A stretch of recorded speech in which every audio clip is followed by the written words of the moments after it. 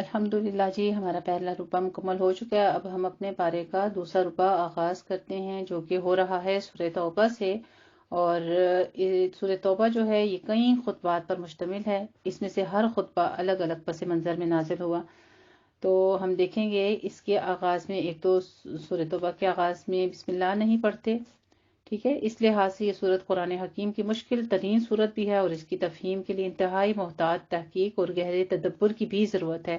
پورے غور و فکر سے سنیے گا اس کا ترجمہ جو ہے، کیونکہ حضرت محمد صلی اللہ علیہ وآلہ وسلم سے قبل ہر پیغمبر کو ایک خاص علاقے اور خاص قوم کی طرف مبعوث کیا گیا تھا، مگر آپ صلی اللہ علیہ وآلہ وسلم اپنی قوم بنو اسماعیل کی طرف بھی رسول بن کر آئے، اور قیامت تک کے لیے پوری دنیا کے لیے تمام انسانوں کی طرف بھی آئے۔ یہ فضیلت تمام انبیاء رسل میں نبی کریم صلی اللہ علیہ وآلہ وسلم کے لیے مبعوث کی گئی تھی، اور آپ کو مختص کر دیا گیا تمام عربوں میں جتنے بھی نبی آئے تھے اس میں سے۔ آغاز ہوتا ہے سورہ توبہ کا آیت براءتن سے۔ یہاں پہ آغاز ہی میں اللہ رب العزت نے دو ٹوک بات کر دی اور اعلان براءت کیا۔ کن سے؟ یعنی کہ سورہ توبہ جو ہے قرآن مجید کی واحد سورت ہے جس کے آغاز میں بسم اللہ الرحمن الرحیم نہیں لکھی جا رہی۔ اس کی وجہ کیا ہے؟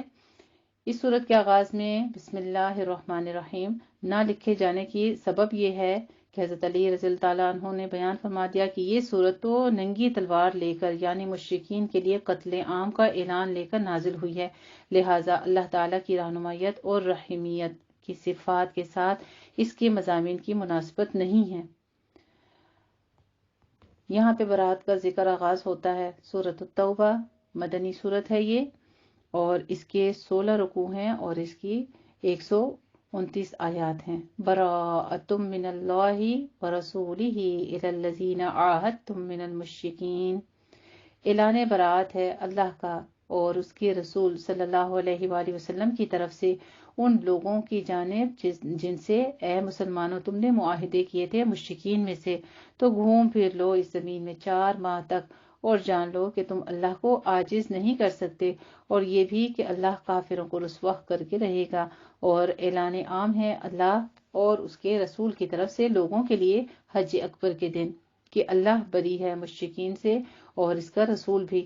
تو اگر تم توبہ کر لو اور تمہارے لیے یہ بہتر ہے، اور اگر تم روگردانی کرو گے تو سن رکھو کہ تم اللہ کو عاجز نہیں کر سکتے۔ اور اے نبی کریم صلی اللہ علیہ وآلہ وسلم بشارت دے دیجئے ان کافروں کو دردناک عذاب کی، سوائے ان مشرکین کے جن سے اے مسلمانوں تم نے معاہدے کیے تھے، پھر انہوں نے کچھ کمی نہیں کی تمہارے ساتھ، اور نہ تمہیں تمہارے خلاف مدد کی کسی بھی بات کی، تو مکمل کرو ان کے ساتھ ان کا معاہدہ مقرر مدت تک۔ یقیناً اللہ سبحانہ وتعالیٰ تقوی اختیار کرنے والوں کو پسند کرتا ہے۔ سبحان اللہ۔ ایک اور کیٹیگری یہاں پہ ہمیں پتہ چلتی ہے کہ اللہ کن سے محبت کرتا ہے۔ تاکیدی جملہ ہے، ان اللہ یحب المتقین۔ اللہ محبت کرتا ہے تقوی اختیار کرنے والوں سے، ڈرنے والوں سے، بچنے والوں سے۔ فَإِذَا انسَلَخَ الْأَشْهُرُ الْحُرُمُ۔ پھر جب یہ محترم مہینے گزر جائیں تو قتل کرو ان مشرکین کو جہاں تم پاؤ، اور پکڑو اور ان کو گھیرا کرو ان کا، اور ان کے لیے ہر جگہ گھات لگا کر بیٹھو۔ پھر اگر وہ توبہ کر لیں، نماز قائم کریں اور زکوٰۃ ادا کریں تو ان کا راستہ چھوڑ دو۔ یقیناً اللہ بخشنے والا رحم فرمانے والا ہے۔ سبحان اللہ۔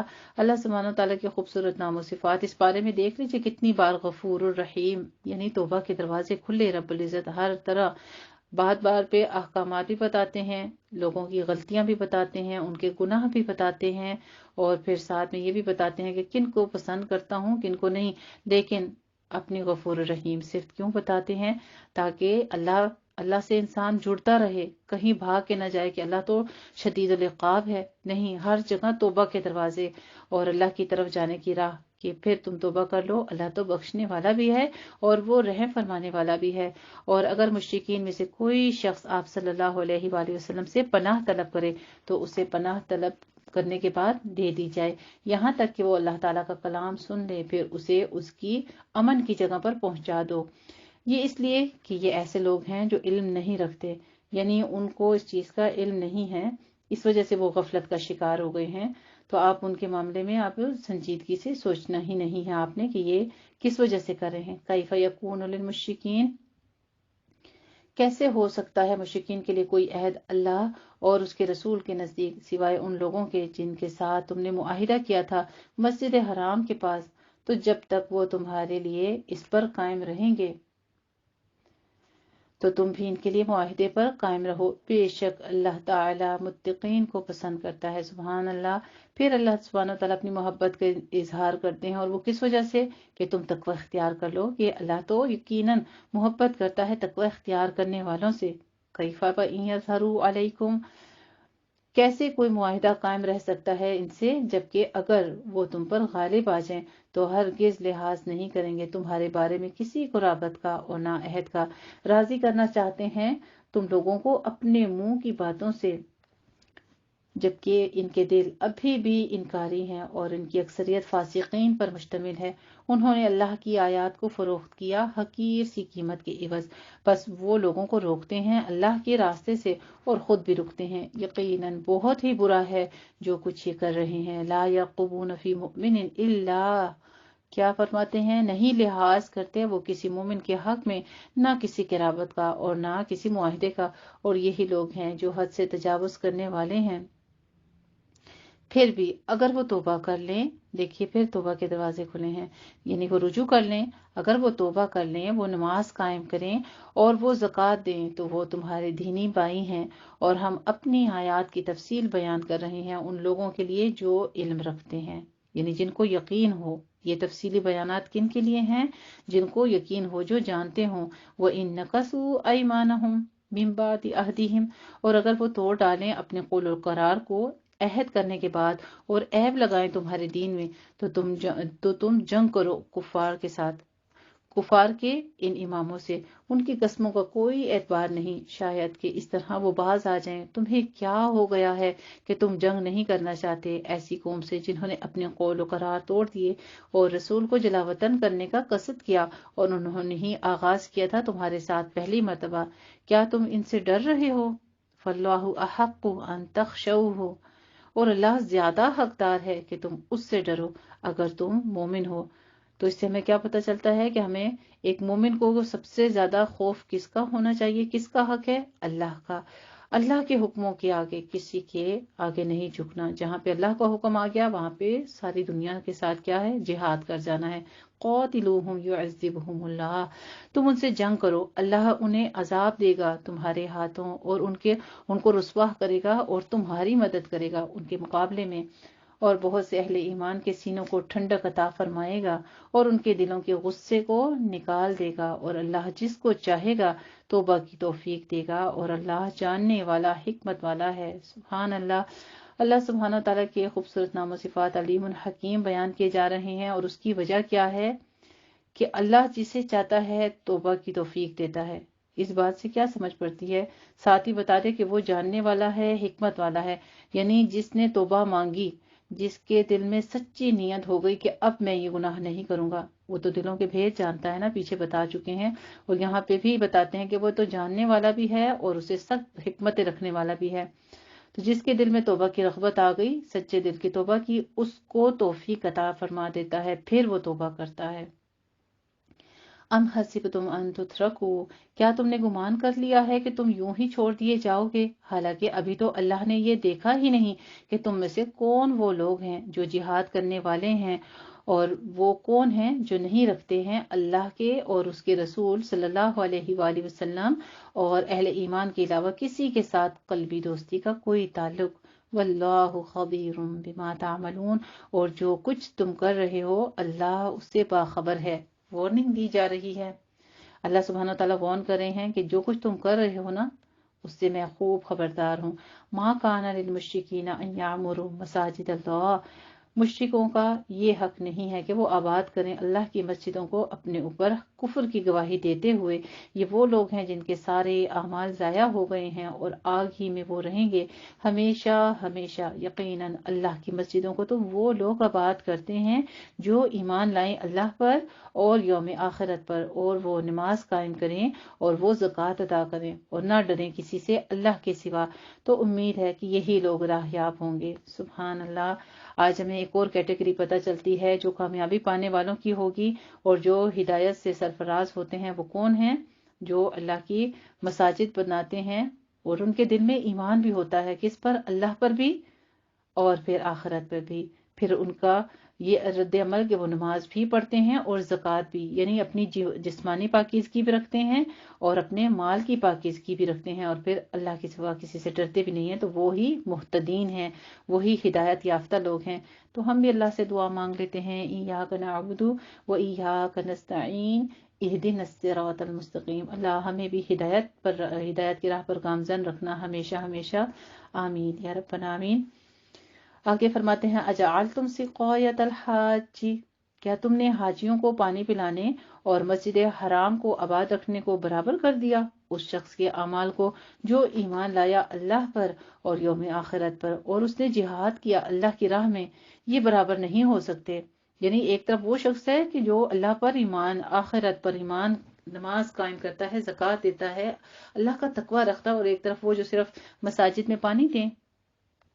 اللہ سبحانہ وتعالیٰ ان کو فرما رہے ہیں کہ وہ تو اعلیٰ درجے والے ہیں، ان کی برابری نہیں ہو سکتی، یہ برابر نہیں ہو سکتے اللہ کے نزدیک۔ واللہ لا یہدی القوم الظالمین، اللہ ایسے ظالموں کو، یہاں پہ منافقوں کا ذکر ہو رہا ہے تو ہمیں پتہ چلتا ہے کہ یہاں پہ منافقوں کو، مشرکوں کو ظالم کہا جا رہا ہے کہ اللہ ان کو ہدایت نہیں دیتا۔ پیچھے ہم نے پڑھا ہدایت کن کو دیتا ہے، یہاں پہ بتا دیا کہ اللہ کن کو؟ ظالموں کو ہدایت نہیں دیتا۔ الذین آمنوا وہاجروا وجاہدوا فی سبیل اللہ باموالہم وانفسہم، جو لوگ اللہ تعالیٰ کی راہ میں ایمان لے آئے، ہجرت کی، انہوں نے جہاد کیا اور اللہ کی راہ میں مال خرچ کیا، اپنی جانوں کے ساتھ بھی، اپنے مالوں کے ساتھ بھی، پھر درجہ بتا دیا ان کا بہت عظیم رتبہ ہے اللہ کے نزدیک، اور وہی لوگ ہیں کامیاب ہونے والے۔ سبحان اللہ۔ پھر ایک اور کیٹیگری ہمیں پتہ چلتی ہے کامیابی پانے والوں کی، جنت کی راہ اختیار کرنے والوں کی، وہ کیا ہے؟ سب سے پہلے اللہ پر ایمان لانا، اور پھر برائیوں سے، گناہ کی زندگی سے ہجرت کر لینا، اللہ کی راہ میں ہجرت کر لینا، پھر جہاد کرنا۔ تو جہاد میں کیا ہے؟ سب سے افضل جہاد اپنے نفس کا ہے، اور پھر معاشرے کے ساتھ بھی جہاد کرنا، کس معاملے میں؟ اللہ کی راہ میں، اپنے مال کے ساتھ بھی، اپنے نفس کے ساتھ بھی، نفس کو روکے رکھنا، یہ بھی بہترین جہاد ہے۔ تو وہ لوگ ہیں کامیابی پانے والے، وَأُولَٰئِکَ هُمُ الْفَائِزُونَ۔ پھر اللہ سبحانہ و تعالیٰ ان کے لیے خوشخبریاں بھی دے رہے ہیں، انہیں بشارت دیتا ہے ان کا رب اپنی رحمت خاص اور رضامندی کی، یعنی میں ان سے راضی ہوں۔ بس اللہ پھر یہ بتا رہا ہے کہ ایسے لوگوں سے میں راضی ہوں، اپنی رضامندی کی، اور ان باغات کی جن کے اندر ہمیشہ وہ رہنے والے ہیں، نعمتوں میں ہوں گے جن میں وہ رہیں گے ہمیشہ ہمیشہ، ابدی زندگی۔ ابدی زندگی کا مطلب کیا ہے؟ کہ یعنی اس زندگی سے کبھی لوٹ کر جانا ہی نہیں ہے، اس کے بعد کوئی بے چینی، بے سکونی، کوئی غم، دکھ، تکلیف اور کوئی ایسی بے آرامی والی زندگی ہوگی نہیں، وہاں سے کوئی واپس ہی نہیں آئے گا، بس وہ پرسکون زندگی ہوگی۔ یہاں پہ ابداً کا لفظ آ رہا ہے بار بار، ان اللہ عنده اجر عظیم، یقیناً تاکیدی جملہ ہے کہ اللہ ہی کے پاس ہے بہت بڑا اجر۔ یا ایھا الذین آمنوا، پھر ایمان والوں سے خطاب کر کے اللہ سبحانہ وتعالیٰ فرماتے ہیں اپنے باپوں اور بھائیوں کو دلی دوست اور حمایتی مت بناؤ اگر انہوں نے ایمان کے مقابلے میں کفر کو پسند کیا۔ ٹھیک ہے، کتنی سخت آیت ہے۔ کیا ہم اپنے ایسے رشتوں کے ساتھ، اپنے بھائیوں، اپنے باپ کے ساتھ اختلاف کر سکتے ہیں؟ پیچھے حکم دے دیا نا، انعام بھی بتا دیا، پہلے خوشخبری دے دی ہے کہ جو ایمان لائے گا، ہجرت کرے گا، جہاد کرے گا، اور ان کے لیے پھر خوشخبریاں بتا دیں، ان کے لیے درجات بتا دی، اور ساتھ میں تاکید کیا کی ہے کہ اگر وہ تمہارے اپنے باپ بھی ہوں اور تمہارے بیٹے ہوں، تمہارے بھائی ہوں، تو بھی ان کو دلی دوست مت بنانا، کفر کے مقابلے میں اللہ کو تم نے پیچھے نہیں چھوڑنا، ایمان کو باطل نہیں پھینکنا، اور تم میں سے جو کوئی بھی ان کے ساتھ ولایت یعنی دوستی کا تعلق رکھیں گے تو ایسے لوگ خود بھی ظالم ٹھہریں گے۔ اے نبی کریم صلی اللہ علیہ وآلہ وسلم، ان سے کہہ دیجئے کہ اگر تمہارے باپ، تمہارے بیٹے، تمہارے بھائی، تمہاری بیویاں اور بیویوں کے لیے شوہر، تمہارے رشتہ دار، اور وہ مال جو تم نے بہت محنت سے کمائے ہیں، اور وہ تجارت جس کے مندے کا تمہیں خطرہ رہتا ہے، یعنی کاروبار میں اگر خسارے کا خطرہ رہتا ہے، اور وہ مکانات جو تمہیں بہت پسند ہیں، اگر یہ سب چیزیں تمہیں محبوب تر ہیں اللہ اور اس کے رسول اور اس کے رستے میں جہاد سے، تو انتظار کرو، پھر ساتھ ایک اور نوٹس دیا جا رہا ہے، قابل غور ہے یہ نوٹس بھی، کہ تم پھر انتظار کرو یہاں تک کہ اللہ تعالیٰ اپنا فیصلہ سنا دے۔ واللہ لا یہدی القوم الفاسقین، یہ فسق ہے نا کہ اللہ کی راہ کو چھوڑ کر اور پھر دنیا کو اپنا لیا جائے، تو اللہ سبحانہ وتعالیٰ پھر ایک اور کیٹیگری ہمیں بتا رہے ہیں کہ اللہ کن کو ہدایت نہیں دیتا؟ فاسقوں کو، اور ایسے فاسقوں کو اللہ راہ یاب نہیں کرتا۔ لقد نصرکم اللہ فی مواطن، اے مسلمانوں اللہ نے تمہاری مدد کی ہے بہت سے مواقع پر، اور خاص طور پر حنین کے دن جب تمہیں اپنی کثرت پر ناز ہو گیا تھا، تو وہ کثرت تمہارے کچھ کام نہ آ سکی، اور زمین پر پوری فراخی کے باوجود تم پر تنگ ہو گئی، پھر تم پیٹھ موڑ کر بھاگ کھڑے ہوئے۔ پھر اللہ نے نازل فرمائی اپنی طرف سے تسکین اپنے رسول صلی اللہ علیہ وآلہ وسلم اور اہل ایمان پر، اور اس وقت جب ایسے لشکر اتارے جنہیں تم نے نہیں دیکھا، اور عذاب دیا کافروں کو، اور یقیناً کافروں کو بدلہ یہی ہے، وذالک جزاء الکافرین، پھر کافروں کو ایسا ہی بدلہ دیا جاتا ہے، کیا ان کو عذاب پہنچا دیا جاتا ہے۔ پھر اس کے بعد بھی اللہ توبہ نصیب فرمائے گا اپنے بندوں میں سے جس کو وہ چاہے گا، واللہ غفور الرحیم۔ پھر اللہ سبحانہ تعالیٰ کے غفور الرحیم نام و صفات بیان کیے جا رہے ہیں کہ اللہ یہ سب کچھ بھی کر لو گے، یعنی اگر پیچھے رہ گئے یا منافقت کی یا فسق سے کام لیا، سارا کچھ بتا دیتے ہیں کہ عذاب بھی دے گا، لیکن اگر توبہ کر لو تو۔ سورہ توبہ میں آپ دیکھیے کتنی بار بار توبہ کا ذکر آ رہا ہے نا، اسی لیے سورت کا نام بھی توبہ ہے۔ اگر تم توبہ کر لو گے تو پھر اللہ بخشنے والا اور مہربان بھی ہے۔ پھر ایمان والوں سے خطاب کرتے ہوئے فرماتے ہیں یا ایھا الذین آمنوا انما المشرکون نجس، اے ایمان والو یہ مشرکین یقیناً ناپاک ہیں، لہٰذا اس سال کے بعد یہ مسجد حرام کے قریب نہ پھٹکنے پائیں، اور اگر تمہیں اندیشہ ہو فقر کا تو ان قریب اللہ تعالیٰ تمہیں غنی کر دے گا اپنے فضل سے اگر وہ چاہے گا، یقیناً اللہ سب کچھ سننے والا ہے، حکمت والا ہے۔ سبحان اللہ۔ پھر اللہ سبحانہ تعالیٰ کی علیم الحکیم صفات بیان کی جا رہی ہیں۔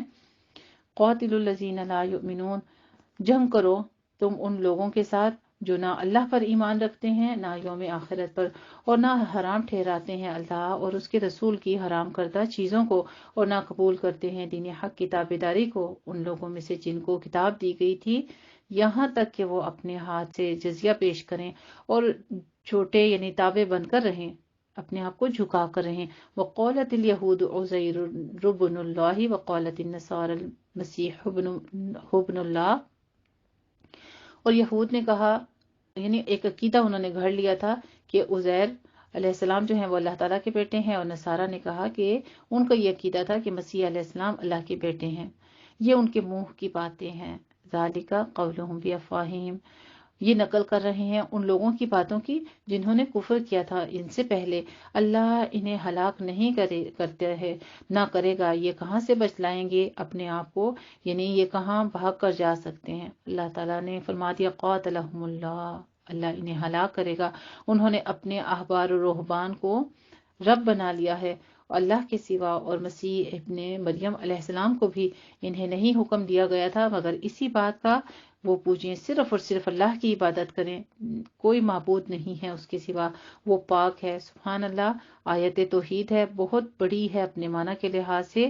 وما امروا الا لیعبدوا الہا واحدا لا الہ الا ہو، جو کہ وہی معبود ہے، اس کے سوا کوئی نہیں، وہ پاک ہے اس سے جو شرک یہ لوگ کر رہے ہیں۔ یہ چاہتے ہیں کہ اللہ کے نور کو بجھا دیں اپنے منہوں یعنی پھونکوں کے ساتھ، اور اللہ کو ہرگز منظور نہیں ہے مگر یہ کہ وہ اپنے نور کا اتمام فرما دے، وہ اس کا حکم فرماتے، چاہے یہ کافروں کو کتنا ہی ناگوار گزرے۔ وہی تو ہے جس نے بھیجا ہے اپنے رسول کو الہدا یعنی بالہدا، ہدایت کے ساتھ اور دین حق پر، تاکہ غالب کر دے اس سے سارے کے سارے دین یعنی نظام زندگی پر، خواہ یہ مشرکوں کو کتنا ہی ناگوار گزرے۔ پہلے فرما دیا کہ چاہے یہ نور ثابت کر دیا، چاہے کتنا ہی ولو کری حل کافرون، کتنا ہی کافروں کو برا لگے، آگے فرما دیا کتنا ہی مشرکوں کو برا لگے، ولو کری حل مشرکون۔ الحمدللہ جی، یہاں پہ آیت نمبر 33 پہ ہمارا پارا نصف ہوتا ہے، لیکن میں آگے رکوع کو تکمیل کروں گی تاکہ ہمارا جو آیات ہیں یہ مکمل طور پر رکوع کے ساتھ تکمیل ہو جائے۔ یا ایھا الذین آمنوا، اے اہل ایمان، یقیناً بہت سے علماء اور درویش ہڑپ کرتے ہیں یعنی کھا جاتے ہیں کس بات کو؟ لوگوں کے مال باطل کرنے کے طریقے کو اور روکتے ہیں لوگوں کو اللہ کے راستے سے۔ اور وہ لوگ جو جمع کرتے ہیں اپنے پاس سونا اور چاندی اور خرچ نہیں کرتے اس کو اللہ کی راہ میں، ان کو بشارت دے دیجئے، خوشخبری دے دیجئے کس چیز کی؟ دردناک عذاب کی، دردناک پینفل عذاب ہوگا ان کو، یعنی جس کے ساتھ جسم پہ صرف اور صرف جسم کو جلایا نہیں جائے گا بلکہ ان کی ہڈیوں میں، ان کے جسم کے اندر گوشت کے اوپر، چمڑے کے اوپر درد بھی ہوگا، ایسی تکلیف ہوگی کہ ناقابل برداشت ہوگی۔ کون؟ جو سونا چاندی اپنے پاس جوڑ جوڑ کے رکھتے ہیں۔ تو یہاں پہ ہمیں زکوٰۃ کا بھی حکم جو ہے وہ دیا جا رہا ہے کہ اللہ کی راہ میں خرچ کرتے رہنا چاہیے، سونا چاندی کو جوڑ جوڑ کے نہیں رکھنا چاہیے۔ یوم یحمى علیہ فی نار جہنم، جس دن ان کے سونا اور چاندی کو تپایا جائے گا۔ دیکھ لیجیے یہی سونا چاندی جو ہے اس کا انجام کیا ہوگا۔ جس دن اس سونے اور چاندی کو تپایا جائے گا جہنم کی آگ میں، اور پھر داغا جائے گا ان سے ان کی پیشانیوں کو، ان کے پہلوؤں اور ان کے پیٹھوں سے، اور ساتھ کہا جائے گا یہ ہے جو تم نے اپنے لیے اکٹھا کیا تھا، تو اب چکھو مزہ اس کا جو تم جمع کرتے تھے۔ تو ہمیں کیا کرنا چاہیے؟ اپنے مال کے اگر وہ جو جتنی شرح مقرر ہے 7.5 تولہ سونا اور اسی طرح سے چاندی کی جو ریشو مقرر ہے اس کے مطابق اگر زکوٰۃ آپ پر بنتی ہے، اتنی مالیت ہے، پراپرٹی ہے یا کاروبار ہے اس حساب سے، تو زکوٰۃ کے ہر سال جو ہے وہ فوراً ادا کر دیا کریں، کیونکہ یہی مال جو ہے یہ قیامت کے دن کیا ہوگا؟ جہنم کی آگ میں ہمارا ایندھن بن جائے گا اور ہمیں جلایا جائے گا، اسی کے ساتھ داغا جائے گا۔ استغفر اللہ العظیم۔ ان عدت الشہور عند اللہ 12 شہرا، بے شک اللہ کے ہاں مہینوں کی تعداد 12 ہے۔ مہینے 12 کیسے مقرر ہوئے؟ یہ قرآن مجید میں تذکرہ ہے کہ اللہ کے ہاں مہینوں کی تعداد 12 ہے اللہ کے قانون میں، جس دن سے اس نے پیدا کیا ہے آسمانوں اور زمین کو، ان میں سے 4 مہینے محترم ہیں۔ یہی ہے سیدھا دین، تو ان کے معاملے میں اپنے اوپر ظلم نہ کرو اور مشرکین سے سب مل کر جنگ کرو جیسے وہ سب اکٹھے ہو کر تم سے جنگ کرتے ہیں، اور جان لو کہ اللہ تعالیٰ پرہیزگاروں کے ساتھ ہے۔ سبحان اللہ جی، دیکھ لیجیے وَاعْلَمُوا أَنَّ اللَّهَ مَعَ الْمُتَّقِينَ۔ ایک اور کیٹیگری ہمیں پتہ چلتی ہے، وہ کون ہے جن کا اللہ سبحانہ تعالیٰ ساتھ دیتے ہیں اور وہ ہمیشہ ان کے ساتھ ہوتے ہیں؟ وہ ہیں تقوی اختیار کرنے والے۔ پیچھے اللہ کی راہ میں مال خرچ کرنے کا حکم آ گیا، جوڑ جوڑ کے نہ رکھنے کا حکم آ گیا، ساتھ ہی پھر اپنا ساتھ بھی اللہ نے عطا کر دیا کہ جو ڈرے گا، جو بچ کر رہے گا اور اس طرح سے احکامات کو تکمیل کرے گا، اللہ کا خوف رکھے گا، اللہ پھر فرما رہے ہیں کہ میں اس کے ساتھ ہوں۔ سبحان اللہ۔ اگر اللہ کا ساتھ چاہیے تو پھر دنیاوی مال کو کیوں جوڑ کے رکھنا ہے؟ جو سب کچھ پوری کائنات دینے والا جو رب ہے، کیا ہمیں اس کا ساتھ نہیں چاہیے؟ اس کا ساتھ لینا ہے تو پھر ان دنیاوی مفادات کو بالکل اگنور کر دینا ہوگا، ان کی کوئی وقت ہمارے دل میں نہیں ہونی چاہیے، ان کی کوئی اہمیت نہیں ہونی چاہیے، ان کی محبت نہیں ہونی چاہیے۔ بس جتنا دیا ہے رب نے اس مال میں سے خود بھی استعمال کریں، غریب غربا کا، اپنے اہل و عیال کا، سب کا حق نکال کے اپنا جسم ہلکا کر لیا کرے، تاکہ جتنی زندگی ہے سکھی اور آسان گزرے۔ اللہ رب العزت ہم سب کو اس کی توفیق عطا فرمائے، آمین۔ آگے دیکھیے، انما النسیء زیادۃ فی الکفر یضل بہ الذین کفروا، یہ مہینے کو ہٹا کر آگے پیچھے کر لینا تو کفر میں سے ایک اضافہ ہے جس کے ذریعے سے گمراہی میں مبتلا کیے جاتے ہیں وہ لوگ جنہوں نے کفر کیا۔ ایک سال یہ لوگ حلال کر لیتے ہیں اس مہینے کو اور ایک سال اسے حرام کو قرار دے دیتے ہیں تاکہ تعداد پوری کر لیں اس کی جو اللہ نے حرام ٹھہرائے ہیں۔ واللہ لا یہدی القوم الکافرین۔ پھر ایک اور کیٹیگری ہمیں پتہ چلتی ہے جی، جن کو اللہ ہدایت نہیں دیتا۔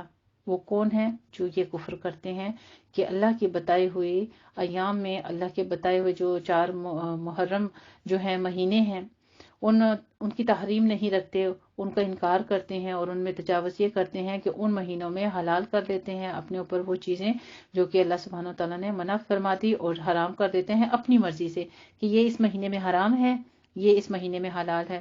ہم اکثر اوقات آج کل جو ہمارے معاشرے میں کثرت سے ہے، آپ دیکھتے ہوں گے کہ شوال کے مہینے میں نکاح نہیں کرتے لوگ، شادیاں نہیں کرتے۔ تو یہاں سے ان آیات کو دیکھ کر یہی پتہ چلتا ہے کہ اس وقت کے کفار بھی کرتے تھے، آج کل کے مسلمان بھی کرتے ہیں۔ کہاں پہ لکھا ہے؟ آپ صلی اللہ علیہ وآلہ وسلم کی حضرت امی عائشہ رضی اللہ تعالی عنہ کے ساتھ شادی شوال کے مہینے میں ہوئی تھی۔ تو اس طرح سے خود ساختہ چیزیں جو ہے نا، ان کو اپنے اوپر حرام کر لینے والوں کے لیے کیا ہے؟ اللہ ان کو ہدایت نہیں دیتا۔ الحمدللہ جی آیت نمبر 37 پر ہمارا یہ رکوع مکمل ہوتا ہے اور دوسرا جو ہمارے پارے کا دوسرا پارٹ تکمیل ہوا۔ جزاکم اللہ احسن الجزا۔